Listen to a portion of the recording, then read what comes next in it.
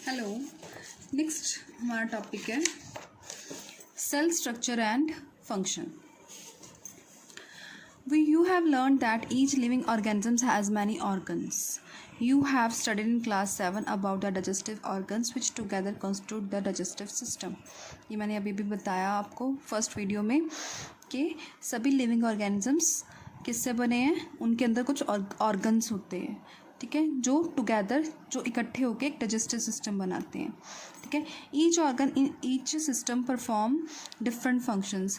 सभी ऑर्गन्स थोड़ा थोड़ा डिफरेंट काम करते हैं, सच एज डाइजेशन, जैसे कि डाइजेशन का हो गया और दूसरा ऑर्गन काम कर रहा है असिमिलेशन का और तीसरा कर रहा है अब्जॉर्प्शन का. Similarly different organs of a plant perform specific specialised function. ऐसे ही जो प्लांट्स में ऑर्गन्स होते हैं या फिर बोल दो कि प्लांट्स में जो सेल्स होते हैं वो अपना सेपरेट काम करते हैं. जैसे रूट्स का काम अलग है, लीव्स का काम अलग है.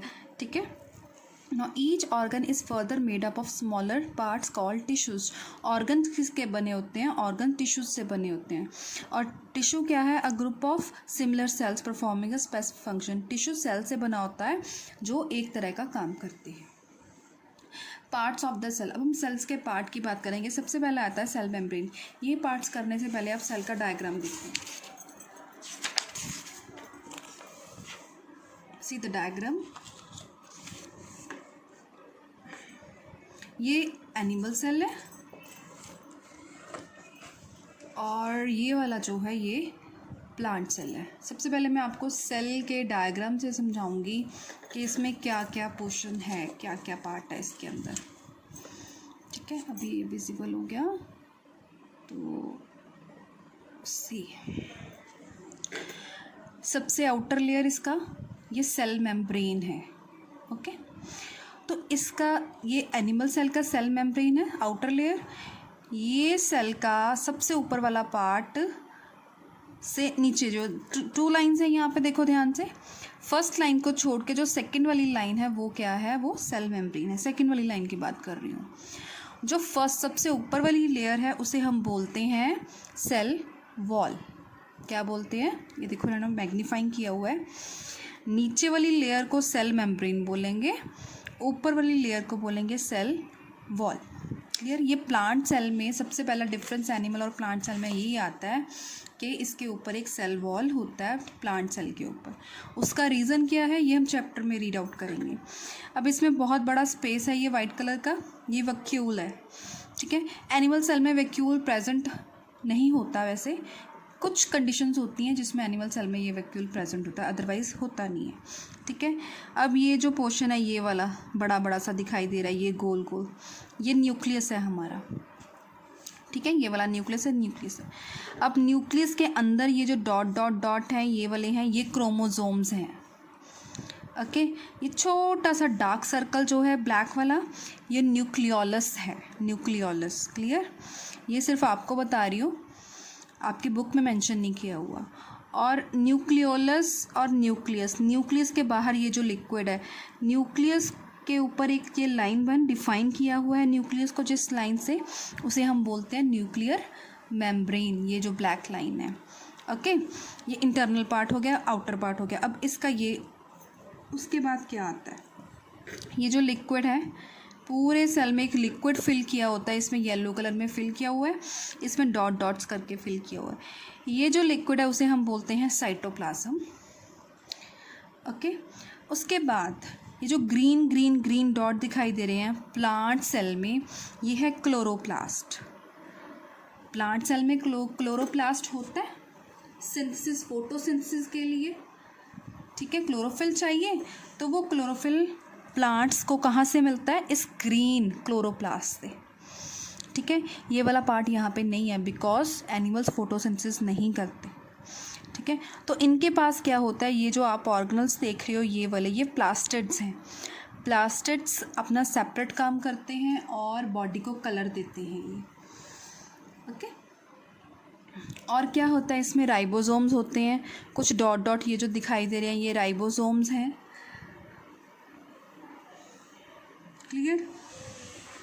अगर आप कुछ एक्स्ट्रा लिखना चाहते हो इसमें, you can take the help of your net. Internet से आप एनिमल सेल और प्लांट सेल का डायग्राम चेक कर सकते हो, उसमें बहुत वास्ट दिया हुआ है, बहुत ज़्यादा दिया हुआ है।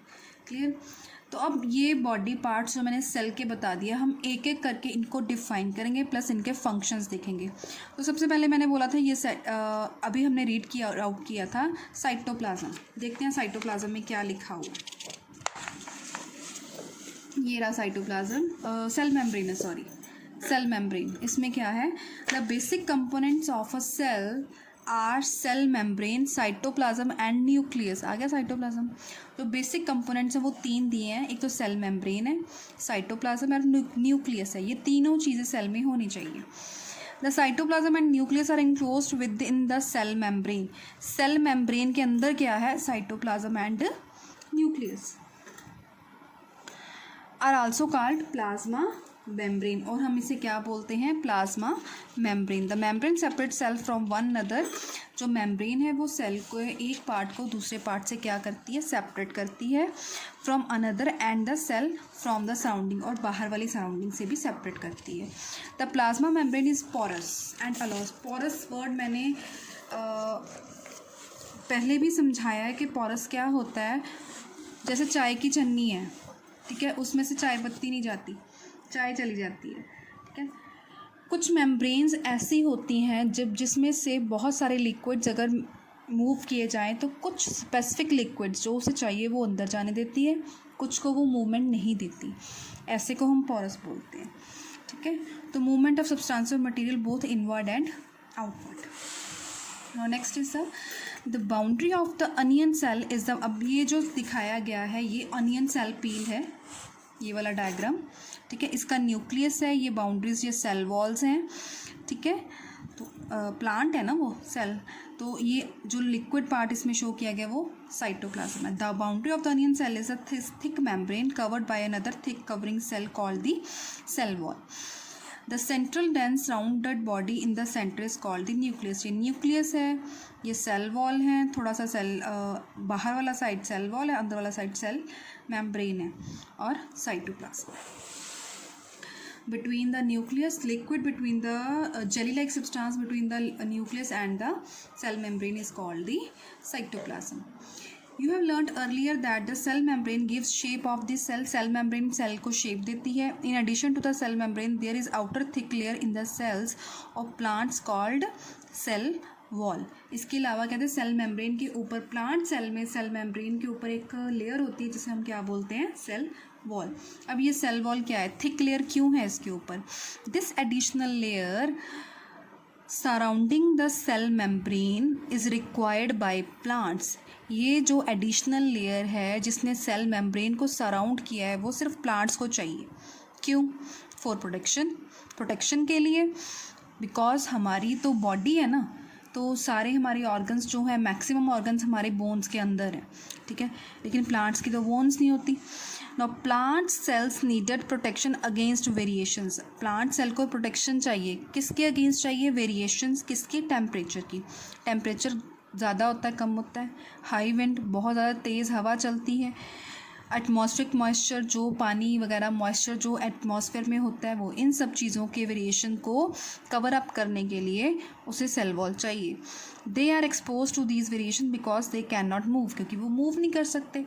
Sales can be observed in the leaf peel of tradescantia, elodea और rhoeo. You can prepare a slide as in case of the onion. Don't do that. बस इतना ही काफ़ी है आपके लिए। ओके, तो नेक्स्ट पार्ट आता है, ये देखो ये डायग्राम दिया हुआ है सेल का, चीक सेल का, ह्यूमन के, ठीक है। This is a cell membrane, light वाला साइटोप्लाज्म है, बाकी ये इसके सेल ऑर्गेनल्स शो किए गए हैं। ये न्यूक्लियस है, ये वाला पोर्शन न्यूक्लियर, जो लाइन है वो न्यूक्लियर मेम्ब्रेन है, उसके अंदर न्यूक्लियस है, ठीक है। नाउ साइटोप्लाज्म क्या है? Jelly like substance present between the cell membrane and the nucleus. Varies other components or organelles of the cell are present in the cytoplasm. कहते हैं जो जेली लाइक सब्सटेंस है सेल मेम्ब्रेन के अंदर वो क्या है? साइटोप्लाज्म है। And the nucleus, various other components और organelles of cells are present in the cytoplasm. Cytoplasm के अंदर बहुत सारे छोटे छोटे ऑर्गेनल्स होते हैं। दीज आर कौन कौन से इन्होंने नाम दिया? Mitochondria, Golgi bodies, ribosomes etcetera. ठीक है, जो आप हायर क्लासेस में रीड आउट करोगे ना। Next is the nucleus. It is an important component of the living cells. ये बहुत इंपॉर्टेंट कंपोनेंट है। It is generally spherical and located in the centre of the cell. It is obtained stained and seen easily. बहुत ज़्यादा ये dense होता है, dark होता है, इसलिए ईजिली दिखाई देता है with the help of microscope. Nucleus cytoplasm से न्यूक्लियर मेम्ब्रेन के थ्रू सेपरेट होता है। दिस मेम्ब्रेन आल्सो पोरस, ये भी पोरस होती है। वो सिर्फ जो न्यूक्लियस को सब्सटेंस चाहिए उनको अंदर आने देती है, बाकी को नहीं। allows the movement of materials between the cytoplasm and inside the nucleus. With the microscope a higher magnification we can see a smaller spherical body. जब हम और मैग्नीफाइंग ग्लास यूज़ करेंगे, ठीक है, तो हमें न्यूक्लियस के अंदर एक और डार्क कलर का ब्लैक कलर बॉल दिखाई देगा, जिसे हम क्या बोलेंगे? न्यूक्लियोलस। अब न्यूक्लियर मेम्ब्रेन और न्यूक्लियोलस के बीच में जो लिक्विड पार्ट है, ठीक है, वो उसमें हमें क्या दिखाई देगा? थ्रेड लाइक स्ट्रक्चर्स दिखाई देंगे, ठीक है, जिन्हें हम क्या बोलते हैं? क्रोमोसोम्स। दीज कैरी जीन्स, इसमें क्या होते हैं? जीन्स कैरी होते हैं, ठीक है, जो इनहेरिटेंस ऑफस्प्रिंग, इनहेरिटेंस और transfer of character from parent to the offspring means जो माँ बाप से जो बच्चों में कुछ आदतें, कुछ फीचर्स सेम होते हैं, कुछ माँ बाप से जो आदतें मिलती होती हैं, वो किसकी वजह से होती हैं? ये जीन्स की वजह से होती हैं, ठीक है। Now next is the nucleus in addition to its role in inheritance acts as control central of the activities of the cell. Also nucleus inheritance के अलावा क्या करता है? सेल की सारी एक्टिविटीज़ को कंट्रोल करता है, ठीक है।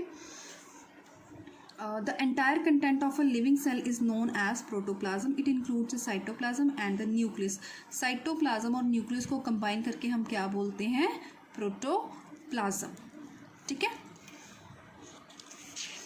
नो यहाँ पे एक और टॉपिक दिया है, that is prokaryotic and eukaryotic cells. ये दोनों सेल्स क्या होते हैं? The sales having nuclear material without nuclear membrane. मैंने यहाँ पे आपको दिखाया ना, ये एक लाइन डार्क वाली, अंदर न्यूक्लियस है, बाहर साइटोप्लाज्म है, तो इन दोनों को सेपरेट ये न्यूक्लियर मेम्ब्रेन कर रहा है। कुछ सेल्स होते हैं जिनमें न्यूक्लियर मेम्ब्रेन नहीं होता, उनको हम प्रोकैरियोटिक सेल्स बोलते हैं, और जिनमें सेल में न्यूक्लियर मेम्ब्रेन होता है तो उनको यूकैरियोटिक सेल्स। तो हम ह्यूमन, एनिमल्स सारे यूकैरियोटिक सेल्स हैं हमारी बॉडी के अंदर। प्रोकैरियोटिक सेल्स किस में होते हैं? जैसे कि ब्लू ग्रीन एल्गी हो गया, बैक्टीरिया हो गया, छोटे छोटे यूनिसेलुलर ऑर्गेनिजम्स में, ठीक है। Next,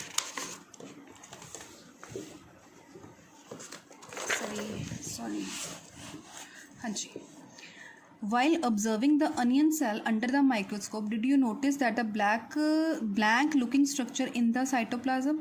That is called the vacuole. It could be, I show you here, this is the vacuole. Plant cell में बहुत बड़ा होता है ये। It could be single and big as in onion cells. Cheek cells have smaller vacuoles. Large vacuoles are common in plants. Vacuoles in animals are also much smaller. You might have been noticed as small colored bodies in the cytoplasm. Colored bodies जो है होती हैं वो क्या होता है? Cytoplasm में chloroplast है ना, scattered in the cytoplasm of the leaf cells. These are called the plastids, जिनको हम क्या बोलते हैं? plastids भी बोलते हैं। They are of different color, different color के होते हैं। Some of them contain green pigments. जिनके पास green pigment है उनको हम chlorophyll बोलेंगे। Green color plastids are called the chloroplast. They provide green color to the leaf, ठीक है, also help in the photosynthesis. Comparison आ गया अब एनिमल सेल और प्लांट सेल का। वो तो हम जब डायग्राम कंपैरिजन में इसेंशियल है हमारा डायग्राम ड्रॉ करना, ठीक है। तो सबसे पहला कंपैरिजन आता है सेल मेम्ब्रेन का, ठीक है। सेल मेम्ब्रेन प्लांट सेल में भी होता है, एनिमल सेल में भी होता है। सेल वॉल प्लांट सेल में होता है, एनिमल सेल में नहीं होता। न्यूक्लियस दोनों में होता है, न्यूक्लियर मेम्ब्रेन भी दोनों में होता है, साइटोप्लाज्म भी दोनों में होता है। प्लास्टिड इसमें ग्रीन कलर का होता है तो दोनों में, लेकिन इसमें ग्रीन कलर के प्लास्टिड को हम क्या बोलते हैं? क्लोरोप्लास्ट, जो इस पर नहीं होता। वैक्यूल इसमें होता है, इसमें मे और मे नॉट एग्जिस्ट, हो भी सकता है और नहीं भी हो सकता। Clear? With this we have done chapter 8. Thank you.